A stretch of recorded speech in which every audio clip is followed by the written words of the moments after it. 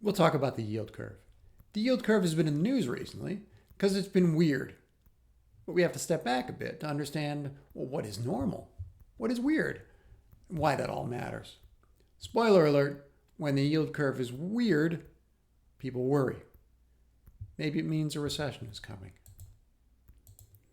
So let's step back and understand the basics.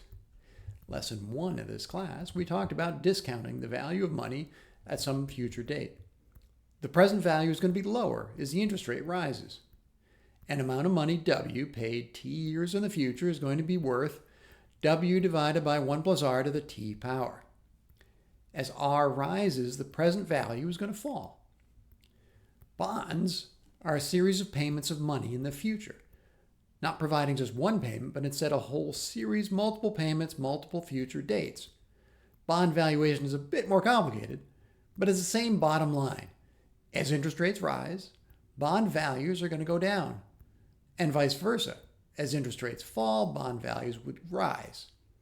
We say there's an inverse relationship between bond prices and interest rates. As rates go up, bond prices go down. There are cases where changes in risk are also going to be important. Bonds can have a different risk associated depending on who's promising to pay more. But U.S. government debt is considered to be about as low risk as you can possibly find anywhere in the whole financial system, anywhere in the world.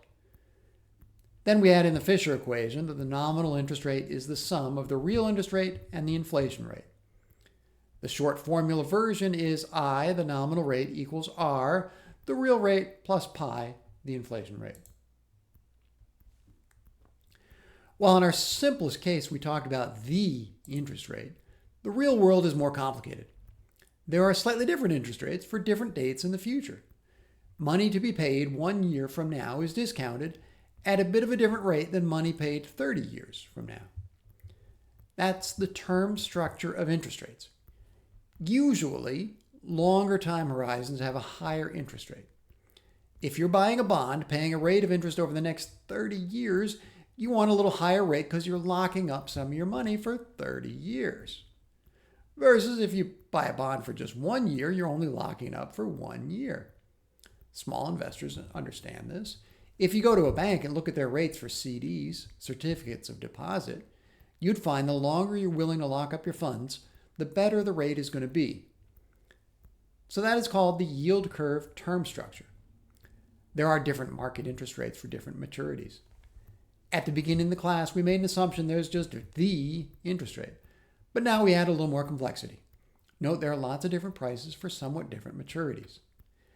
These are commonly quoted for bonds at 1 month, 2 months, 3 months, 6 months, 1 year, 2 years, 3, 5, 7, 10, 20, 30 years. You can lock up your money into a bond for just overnight, or 1 month, or all the way out to 30 years. Normally, the yield curve has an upward slope. Normally, if you're going to lock your money away for a longer period, you're going to expect to get more interest paid on that. The biggest market for bonds are the bonds issued by the U.S. government called treasuries. Other bonds are usually priced relative to those. Some borrower that's not in the U.S. government, maybe a giant multinational corporation or New York State or California, their bonds are priced relative to treasuries. Here are two yield curves. The one on the right is a little more normal. That has an upward slope. The one on the left is inverted. The short rates are actually higher than long rates. That's weird. It means if investors lock up their money for a longer period, they actually get a lower interest rate. We're currently in yield curve inversion. Not only is it weird, it's also concerning to a lot of economists because an inversion often happens before the economy goes into a recession. The most recent previous inversion was 2019, and the economy did indeed have a recession in 2020. Now, granted, the 2020 recession had nothing to do with the yield curve inversion of 2019. The bond market was not predicting COVID. There are a lot of theories of where COVID came from, but I haven't heard anybody say it was because of the yield curve. Rather, the inverted yield curve was signaling that the economy was looking weak. People were getting worried. Let's look at a graph from our friends at Fred. This is the 10-year rate minus the 2-year rate. So we can see that most of the time it's greater than zero. The 10-year rate is higher than the 2-year rate. The yield curve is inverted when the difference turns negative. The graph shows previous recessions as gray bars. We see at the beginning of the chart, yield curve inverted as the line went negative, and then there's a double dip recession, two gray areas very close together. Then the yield curve went to normal as that double dip recession ended, and the yield curve stayed normal until it inverted again, and the 10-year rate minus the 2-year rate went below zero, and there was a recession. Then the yield curve went back normal for a few years before becoming inverted again, followed by a recession after that. Then the yield curve went normal for a while, inverted again, and then there was the big 2008 financial crisis, the widest gray band on that graph since the recession lasted a long time.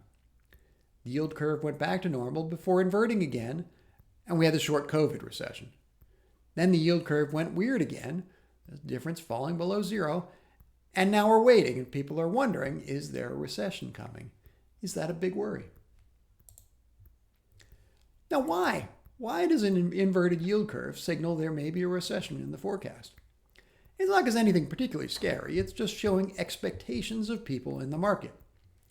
And not just any old people, but expectations of sophisticated and well-capitalized people who track these things all the time for their career and have substantial incentives to get it right.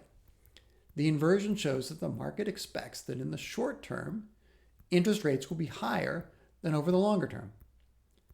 And if you paid attention to news, you know the Fed has raised interest rates very recently. That means some combination of long real interest rates and inflation rates over the next 10 years are expected to be a little lower. But the Fed increased short-term interest rates. One way to get both the real interest rate and the inflation rate lower in the future is a recession. So an inverted yield curve does not cause a recession, just like roosters don't cause the sun to rise, but rather it's a signal. The market expects there's a substantial probability there might be a recession in the near term. Historically, it's been a pretty good predictor.